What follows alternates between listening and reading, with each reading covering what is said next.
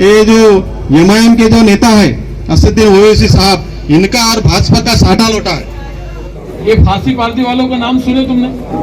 मालूम है वो जो गुनहगार वाली जो जमात है, कहीं भी दरोड़े डालते, तीतर पकड़ते, जानवर पकड़ते, तो वो क्या करते कि जब तीतर का शिकार करने का रहा तो एक तीतर पालते और वो तीतर को सिखाते उसको सीटी मारना, और वो तीतर जंगल में छोड़ते और जाला लगा देते, और जाला लगा के वो तीतर ने आवाज दिया, जैसे दूसरे तीतर आ गए तो जाले में लेके उनका शिकार कर लिया।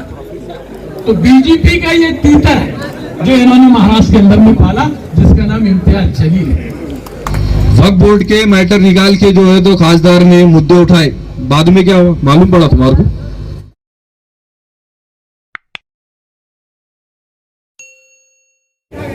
राष्ट्रवादी कांग्रेस पार्टी के ये नौजवानों के प्रवेश सोड़े में आज का इनकलाबी एमआईएम को छोड़ के राष्ट्रवादी में प्रवेश करने वाला ये प्रोग्राम, आज के इस प्रोग्राम के दूल्हा अशरफ भाई और उनके सभी साथी की मौजूदगी में हमारे साथ मंच पे आए हुए मेहमान माजी आमदार मेरे दोस्त वाकचौरे साहब, माजी आमदार चंद्रकांत जी दानवे जी, राष्ट्रवादी को चार चांद लगाने के लिए जद्दोजहद में नौजवानों की बुलंद आवाज मुदस्सर अंसारी जी, मतीन खान और उनके सभी साथी, रऊफ भाई, हमारे अलीम भाई, शौकत भाई, अजमत भाई और जितने मंच पे बैठे मेरे दोस्त हमारे सैयद तौफीक भाई, अब्दुल रफीक और सभी सामने बैठे हुए नौजवान दोस्तों, बुजुर्गों और भाइयों, दुनिया की जिंदगी में हर चीज का जोड़ अल्लाह ताला ने बनाया है। जैसे औरत और आदमी, चांद और सूरज, जमीन और आसमान, पानी और आग,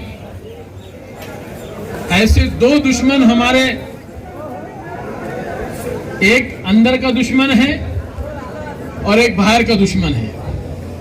अंदर का दुश्मन शरीयत के मुताबिक हमारा नफ्स है और बाहर का दुश्मन शैतान है।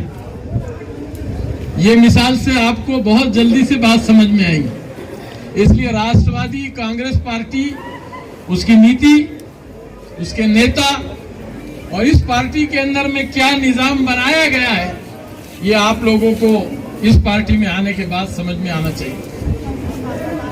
जैसे हिंदुस्तान के अंदर सत्ता पक्ष और अपोजिशन, विजय भाई, इस तरह से आज इस मुल्क में हम जो समझते हैं कि हमारा अंदर का दुश्मन नफ्स है, वो हमारे अंदर है, और बाहर का दुश्मन शैतान है, वो बाहर है। इसलिए इस मुल्क को, इस मुल्क के निजाम को, यहाँ की गंगा जमनी तहजीब को, यहाँ के हिंदू मुसलमानों की भाईचारगी को खत्म करने के लिए ये बाहर का शैतान बीजेपी है, और ये बीजेपी को बाहर से बाहर भिजाने के लिए हमको और आपको एक काम करने की जरूरत है। अब ये दुश्मन तो तुम्हारे समझ में आ गया। अंदर का दुश्मन कौन है? जो हमारे अंदर बैठा है वो नफ्स की शक्ल में एमआईएम है, जो अंदर बैठ के जो है तो गाड़ी करता है। उलमा फरमाते हैं कि जो शख्स जब नफ्स पे काबू पाता है और अंदर के दुश्मन को अंदर मार देता है तो बाहर का दुश्मन अपने आप भाग जाता है। तो ये अंदर के एमआईएम के दुश्मन को अगर हम यहाँ दफन करेंगे तो बाहर के दुश्मन को भगाना बहुत आसान हो जाएगा। आज आपने और हमने ये इरादा किया है, और इरादा इसलिए किया है, हमारी मुदस्सर अंसारी ने, मतीन खान ने, ये सब दोस्त कंपनी है, इन्होंने शहर के अंदर एमआईएम के अंदर पिछले 7 साल से बहुत जोरदार तरीके से काम किया। अशरफ भैया ने उनका साथ दिया, पूरी ताकत से शहर में नौजवानों का एक संगठन इन्होंने निर्माण किया जो एमआईएम के पीछे काम कर रहा था। लेकिन मैंने इनसे पूछा कि भाई ऐसी क्या चीज है एमआईएम को छोड़ने पे तुमको मजबूर करती है? तुमने 7 साल इस पार्टी में काम किया, क्योंकि वो आज भाषण कर नहीं सके, उनका गला बैठा हुआ है, वरना उन्हीं की जबानी हम सुनते कि भाई क्या हुआ। लेकिन जो मुझे उन्होंने बताया कि 7 साल में ये मुसलमान मजलिस के नाम पे बनी मुसलमान पार्टी को मुसलमान के फेवर के अंदर में सिवाय झूठ बोलने के अलावा कुछ भी मैंने उनके अंदर नहीं देखा। इसका हमें बहुत अफसोस है कि बहुत सारा समय हमने इनके पीछे डाल के हमारे नौजवानों को भी दूसरे रास्ते पर डालने का काम किया। ये एहसास उनके अंदर उन्होंने मुझे बताने का काम किया। मतीन ने तो उनकी सारी पोली खोल दी उसके मुंह से, जिस तरह से मतीन ने आपके सामने बात रखी है। अब मेरा सवाल है कि 7 साल में मैं ये इम्तियाज जलील साहब से, खासदार साहब से ये पूछना चाहता हूं कि 7 साल में तुमने मतदार संघ में और मुस्लिम समाज के लिए 7 काम बताना पूरे 7 साल में। अगर आपने सवाल किए, अगर उन्होंने मुसलमानों के लिए 7 काम अगर उन्होंने बता दिए तो राष्ट्रवादी कांग्रेस पार्टी में छोड़ के राजनीति से संन्यास लेने के लिए तैयार है। इनके पास ग्लोबल नीति है। बीजेपी का जो सरबराह है, इस मुल्क का सरबराह है, मैंने कहा था इस मुल्क के सरबराह से पूछो कि जब भी अपने जबान से कलमात जारी करता है तो सिवाय झूठ के इसके जबान पे कुछ नहीं आता। ये ग्लोबल नीति का इस्तेमाल करते हैं। झूठ बोलो, 1 बार 2 बार 3 बार, बार बार झूठ बोलो ताकि झूठ बात सच के अंदर पलट जाए। इससे ज्यादा बीजेपी ने जो अमल किया है, ये बीजेपी के दलाल है और इन दलालों ने भी उन्हीं के नक्शे कदम पे चलकर उन्हीं जैसी नीति का इस्तेमाल किया।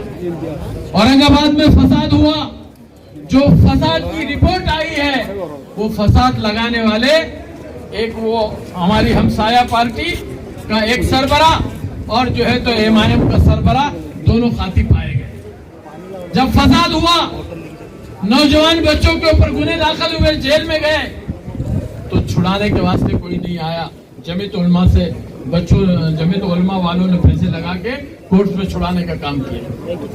महाराष्ट्र के डीजी ने यहाँ के इंक्वायरी किया, लैंड ऑर्डर डीजी आकर जब यहाँ काम किया तो पता चला ये फसाद तो इन जमातों की वजह से हुआ है। इसके खातिर ये है, उस जमात के सरबराह ने क्या किया, 2200 बच्चों के नाम औरंगाबाद के सीपी साहब को दिया और मेरे साथ शहर के एक डेलीगेशन ऐसा था जो मैं अकेला नहीं था, जो मैं झूठ बोलने वाला, मेरे साथ औरंगाबाद के नामानिगार और हमारे औरंगाबाद टाइम्स के मुदीर आला शोएब खुसरो मेरे साथ थे और उनके साथ औरंगाबाद के तंजीम की पूरी जमात हमारे साथ में थी। हम जब कमिश्नर साहब को मिले, हमने कहा ये फसाद के मामले में क्या तुम्हारा कहना है? अरे बोले भाई तुम्हारे ही लोग हैं। बोले क्या है? बोला 2200 लोगों की लिस्ट खासदार ने दिया है, तुम पकड़ के इधर से लाओ, मैं इधर से आके छुड़ाऊंगा और अपन यहाँ के माहौल को शांत करेंगे। इस तरह की नीति से तुम काम करते हो। वो नासर मुल्ला तुम औरंगाबाद में पहचानते हो, दाढ़ी टोपी वाला, उसके घर के पीछे पुलिस को बुला के वहां पकड़ाया और छुड़ाने के लिए यहाँ आ गया। मैंने बंबई फोन करके वहां से फोन करवाया, पीआई साहब ने फोन ऑन करके बात की, पूरे तंजीम वाले सामने बैठे, उनके सामने ऑन फोन हुआ। मैंने कहा भाई तुमने इसको क्यों अरेस्ट किया? ये तो फसाद के टाइम में हमारे महल्ले में था, ये तो फसाद में नहीं था, इसकी गवाही मैं देता हूं। तो उन्होंने कहा भाई हम क्या कर सकते हैं, तुम्हारे वो गफ्फार कादरी है और ये इम्तियाज जलील की कंप्लेंट है कि ये फसाद में था, इसको जेल में डालो। ये खुद नासर सुन रहा है, ये पूरी जमात सुन रही है और ये टेलीफोन के ऊपर बात चल रही है। क्या करना चाहते हो? किस तरह की राजनीति? नौजवानों को गलत रास्ते पे ले जाके आंदोलन की भूमिका ऐसी मानते हो? अरे तुम खुद खासदार हो कि तुम्हारी औकात नहीं है कि तुम एक ऑफिस में जाके आंदोलन करने वाली भाषा पे तुम्हारे 353 अगर तुम्हारे पे होता है तो तुम पे हुआ 353, तुम्हारी जमात के साथियों पे हुआ 353, तुम उससे नहीं बच सकते हो तो तुम्हारे नौजवानों को कैसे बचा सकते हो? तुम्हारी कौम को कैसे बचा सकते हो? क्या लाल अमल है तुम्हारे पास? 7 साल के अंदर तुमने कौम को क्या दिया? वो नौजवानों को क्या दिया? तुम्हारे लिए लड़ रहे थे, मुदस्सिर अंसारी लड़ रहा था, अशरफ लड़ रहा था, मतीन खान लड़ रहा था, इनकी पूरी जमात लड़ रही थी। क्या दिया तुमने? क्या तस्वीर तुम हमारे शहर में हिंदू मुसलमानों की जो एकता है, हिंदू मुसलमानों को गंगा जमनी तहजीब है, उसको तोड़ के जातिवाद के माहौल को पूरे जिले में और पूरे महाराष्ट्र में वातावरण खराब करने का काम किया। मैंने मेरी स्पीच में और मेरे प्रेस कॉन्फ्रेंस में ये कहा मेरे नौजवानों कि 1,20,000 वोट जिन बस्तियों से तुम्हारे नाम पे आ रहे हैं, जाके उन बस्ती में पूछो कि उन लोगों ने वोट मारा, वो गैर मुस्लिम का वोट था। ये बीजेपी की एक रणनीति थी, बीजेपी की एक कोशिश थी कि वे एक मुसलमानों में से ऐसा काम करने वाला पत्रकार, इसको हम खासदार बना के पूरे महाराष्ट्र में घुमाएंगे। ये क्या शक्ल थी आपको मालूम है? ये फांसी पार्टी वालों का नाम सुने तुमने? मालूम है?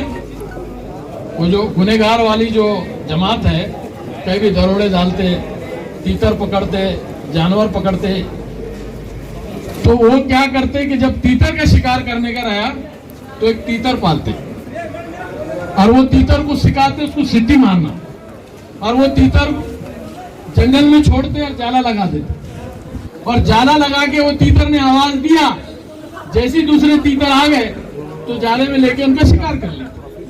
तो बीजेपी का ये तीतर है जो इन्होंने महाराष्ट्र के अंदर में पाला, जिसका नाम इम्तियाज जलील है, कि वो आवाज दे जमात और कौम के नाम पे और मुसलमानों के नौजवानों को फांसा जाए, और जब भी अपने जबानों से जहरे अल्फाज को ये निकालते हैं तो हिंदू समाज के कट्टरवादी लोग अपनी ताकत से उस पार्टी की तरफ जाते हैं। दलित मुस्लिमों का एक ऐसा जबरदस्त संगठन इस औरंगाबाद शहर के अंदर में बना, उस संगठन के अंदर में तुमने देखा, अब आप ताजुब करेंगे, एक तीतर ये मुसलमानों में से है और दूसरा तीतर जिसका नाम प्रकाश अंबेडकर है, ये भी बीजेपी का तीतर है, और ये जो है तो मुसलमानों का तीतर है। ये दोनों तीतर बराबर गैम्बलिंग का काम करते हैं, और जैसे इन्होंने देखा दोनों की युति हुई, तमाम दलित भाइयों ने श्रद्धा से एक मुसलमान पे एतमाद किया और भरोसा करके उनको वोट मारा। मुसलमानों ने भी वोट मारा, दलित समाज ने भी उनको वोट मारा, एक हद तक वोट उनको मिले, लेकिन इस वोटिंग का परसेंटेज गैर महसूस तरीके से उनको पता चला, तो यार ये तो गलती हो गई। इस तरह का संगठन दलित और मुस्लिम का होता है और इस तरह से माहौल बीजेपी का खराब होता है। 2 घंटे में प्रकाश अंबेडकर को फोन करके और इम्तियाज जलील को फोन करके 2 घंटे में संगठन को, दोनों के युति को तोड़ दिया गया, क्योंकि उनको आने वाले दिनों में महाराष्ट्र में दलित मुस्लिम का संगठन मजबूत होने से खतरा नजर आ रहा था। आधे घंटे में संगठन बनाया उन्होंने और तोड़ उन्हें दिया, क्योंकि उनका मकसद जिंदा हो गया कि उनको तीतर पकड़ना था, तीतर हाथ में आ गया और तीतर ने काम भी शुरू कर दिया। पिछले नगर पालिका के इलेक्शन के टाइम में एक स्क्रिप्ट रात में जाहिर हो गई थी कि सुबह के कटकटी गेट के भाषण में इम्तियाज जलील भाषण में ये स्क्रिप्ट बीजेपी वालों ने लिख कर दी है कि इनको भाषण में ये कहना है। तो क्या कहा उन्होंने भाषण में? सुनो क्या लिखा था स्क्रिप्ट में। रात में वायरल हो गया कि ये दिए करके कुछ लोग फुट गए थे और रात में हमको मालूम हो गया था। मैंने कई लोगों को कहा कि भाषण में कल ये बोले, उन्होंने कहा औरंगाबाद वालों, औरंगाबाद के कई इलाके वालों, याद रखना गुलमंडी का भगवा उखाड़ के हरा झंडा हम वहां गाड़ने वाले, याद रखना। क्या था इसका मकसद? कि हिंदू समाज को उचकाने का है, और उचका के उनकी ताकत हिंदू जमातों की तरफ खड़ी करने की। इस तरह के भाषण उनका जो सरबरा नेता हैदराबाद का पूरे मुल्क में क्या भाषण करता है, वो सीता मैया कौन है, ये हिंदू समाज की अस्मिता है, उनकी इज्जत है, उनकी मजहबी धार्मिक उनकी देवता है। हमारा इस्लाम, हम मुसलमान हैं। कुरान ये कहता है किसी के खुदाओं को गाली ना दो ताकि तुम्हारे खुदाओं को वो गाली ना दे। ये हुक्म कुरान ने हमको सिखाया है। क्या सिखाया कि तुम किसी के खुदाओं को गाली ना दो ताकि वो लोग भी आपकी खुदाओं को गाली ना दो। ये अल्लाह ताला के कलाम में हमको सिखाया गया। मैं कुरान का मफहूम बता रहा हूं। और अल्लाह ताला क्या फरमाते हैं कुरान मजीद में, बिस्मिल्लाह रहमान रहीम, लन तनालुल बिर्र हत्ता तुनफिकु मिम्मा तुहिब्बून, कि तुम लोग नेकी के कामिल दर्जे को पहुंच नहीं सकते जब तक प्यारा माल प्यारी जान अल्लाह के लिए कुर्बान न करो। और तुम्हारी कुर्बानी क्या, बीजेपी को मदद करने की, बीजेपी की ताकत पैदा करने की, हिंदू मुसलमान का माहौल खराब करके मुसलमानों को लिंचिंग का निशाना बनाया जाए। मुसलमानों को आपने दिल्ली में देखे, एक मौलाना बुजुर्ग आदमी की दाढ़ी काटी गई और उसको लोग मार रहे हैं और उसका वीडियो वायरल कर रहे हैं। वो वीडियो असद अवीसी एक तरफ भाषण दे रहा है, दूसरी तरफ वो बुजुर्ग का फोटो बताया जा रहा है। हम ये ऐसा बर्दाश्त नहीं करेंगे, ऐसा करेंगे हम वैसा। अरे जब यहाँ पर फसाद हुआ कहाँ गया था, हम यूं करेंगे। जो आंखें बंद करके भाषण करने वाला होता सबसे बड़ा मक्कार और झूठा साबित होता है। क्या है ये? अब झूठे की तस्वीर तुमको मैं औरंगाबाद की मिसाल देता हूं। ये झूठे साहब ने, इनके सरदार ने, ये तीतर के सरदार ने पैटर्न गेट के अंदर में भाषण शुरू किया विधानसभा में। खून का मामला ऐसा, अगर आपने एक बार खून दिए तो 3 महीने 6 महीने तक आप खून नहीं दे सकते। ये सच है कि नहीं है? कि वीडियो किसके पास, ये वीडियो बताओ। ये मौसूफ कह रहा है मैं यूं गया, एक बॉटल लेके आया, मैं फिर आया, फिर भागा आया, फिर यूं दिया। तो मैंने ऐसा देते देते 15 बाटले खून दिया। इसके जिस्म में कितना खून है? 6 बाटले होंगे। 15 बाटले देने वाला खून, हमारे हदीस में आता है जो शख्स अलल ऐलान झूठ बात करता है, दगाबाजी करता है, तो फरमाया लानत अल्लाह की, कद्दाबी, कद्दाब है वो शख्स जो झूठ बोलता है, लोगों को गुमराह करता है, अल्लाह की लानत है। तो खुदा की कसम इन जमात पे अल्लाह की लानत है जो मुसलमानों की जमात बोलते हैं और मुनाफिकत करते हैं। ये मुसलमानों की जमात हो सकती क्या? नहीं। अच्छा, मुसलमानों की जमात होने के लिए हैदराबाद से लेके यहाँ तक मेरे को 4 कुर्बानियां बताओ। अब इनका सरबरा दूसरा भाई कैसा झूठा, एक जमीन कब्जा करना चाहते, एक बड़ी जमीन है और वो हादरमी चौश लोगों की जमीन है, और वो जमीन हथियाने के लिए उसके महल्ले में जब गए, उनका जो डाव था वो चौश लोगों ने उन पे हमला करके जानलेवा हमला कर दिया। भाई जिसकी जान जमीन जाएगी वो तो हमला करेगा, उसका मर्डर कर दिए 302।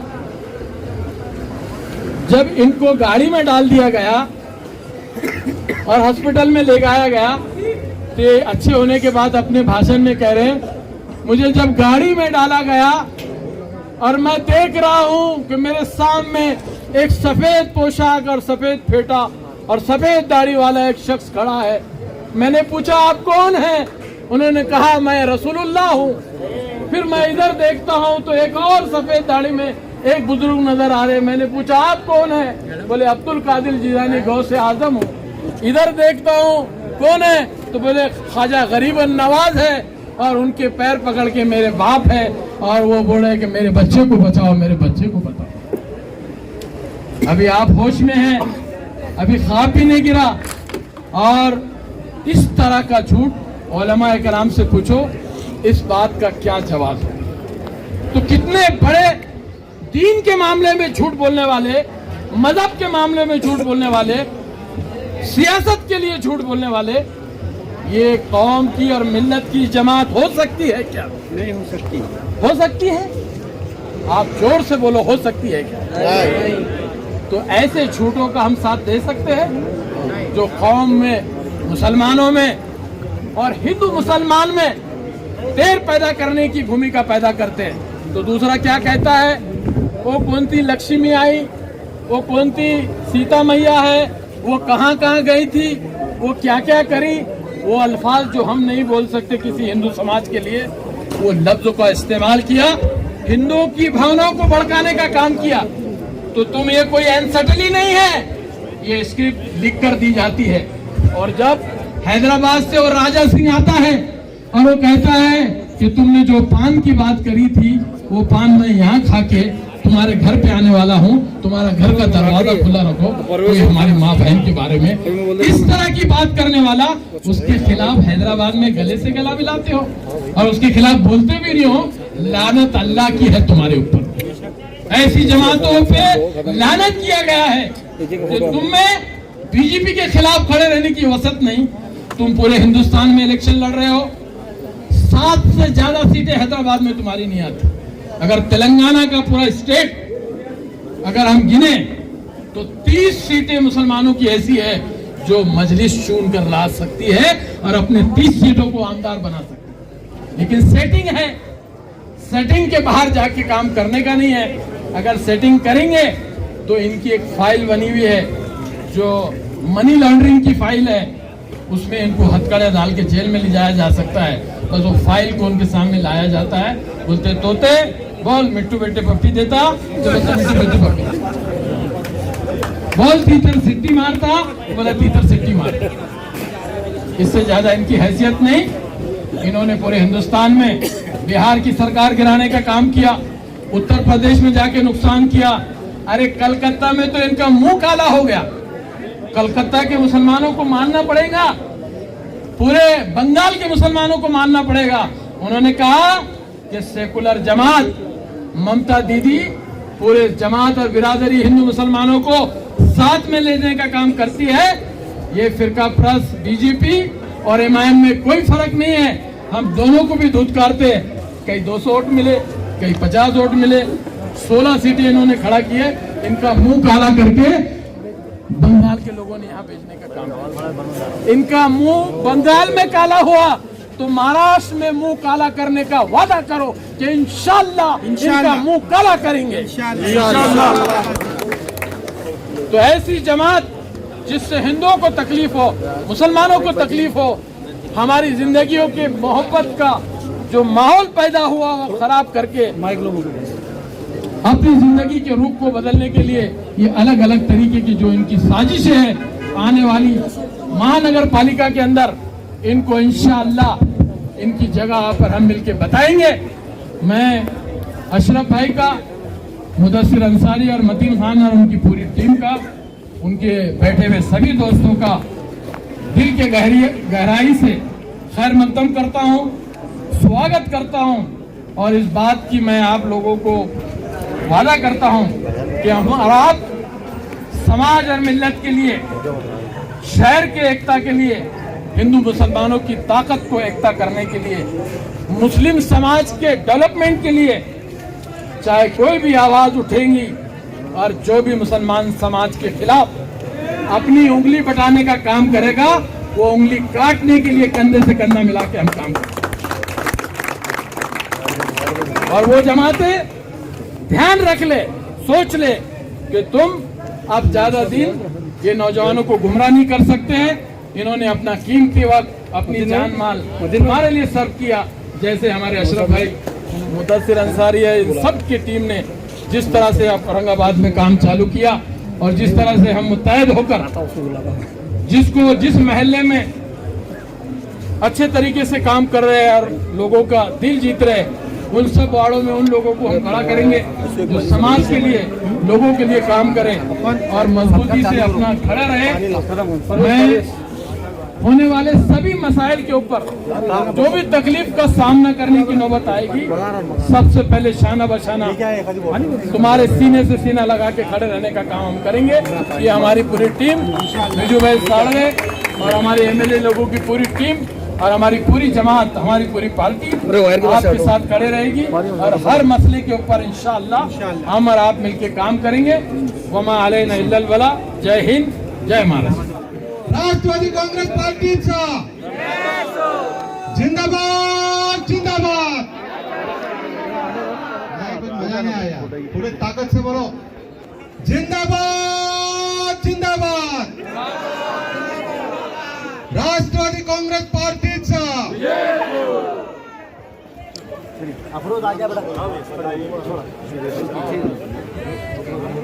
राजा अमीनुद्दीन पहलवान, राजा अमीनुद्दीन पहलवान, शेख सिराज, सैयद काशिफ, शेख यासीन, शेख यासीन,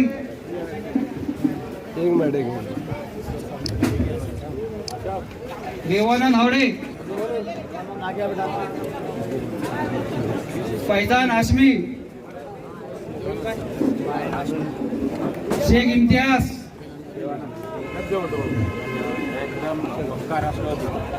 शेख इम्तियाज, खाजा भाई, सैयद मुकीम, खाजा भाई, जावेद भाई, मेट्रो वाले, मेट्रो सिंह वाले जावेद भाई, इधर देखो। शेख इम्तियाज आए थे, मुकीम सैयद आए थे, शेख आसिम, आसिम खान, आगे आओ कौन है? रियाज पटेल, रियाज पटेल,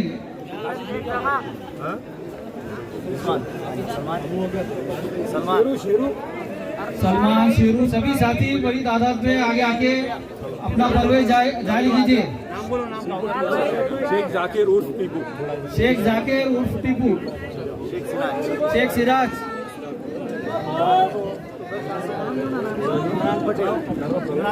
इमरान पटेल, अनिल वाहुल, अनिल वाहुल, इनका भी राष्ट्रवादी में प्रवेश होगा।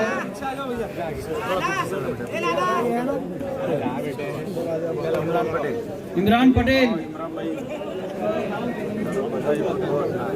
अबू बकर अंसारी, अबू बकर अंसारी, समीर सिद्दीकी, समीर सिद्दीकी,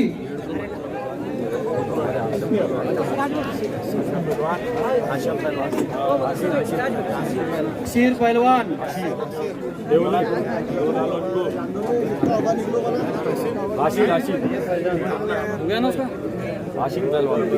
हाशिम पहलवान, सैयद फैजान,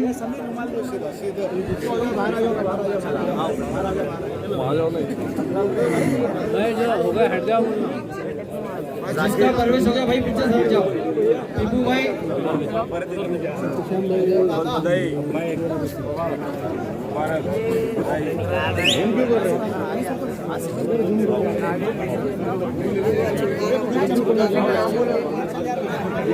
सिराज भी, सिराज प्रवेश होगा। बीजू हो जाओ।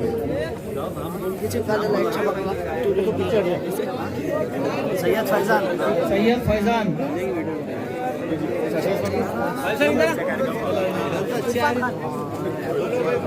फैजान इधर देखो।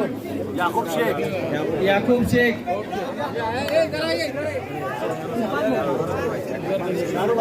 इरफान भाई,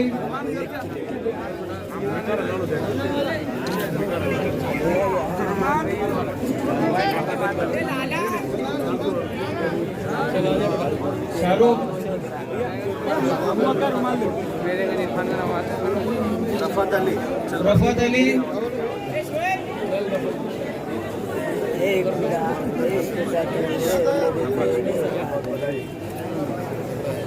इमरान, इमरान,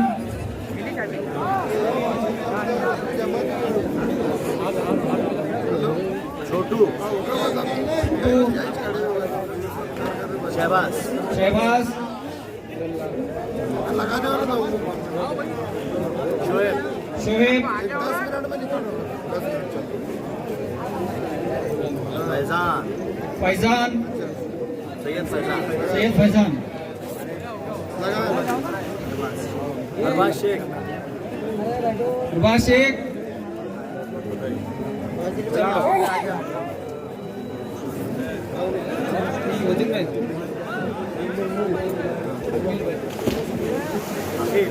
अखिल भाई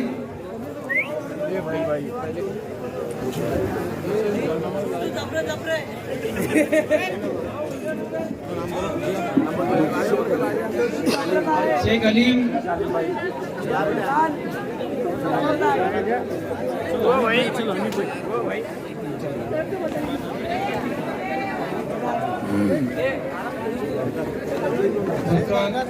बलकर तो सभी आज परवश हुए शेख इरफान जावेद पठान जावेद पठान ये जावेद पठान का अशरफ ने जो जिक्र किया ऑपरेशन राजेश सत्तू के साथ बधाई चलो बेटा बिल्कुल 50 जो है बरगद खड़े रहना इधर थोड़ा सा ये नीचे खड़ रहा है वो नीचे रखो सब कुछ करने पड़ता भाई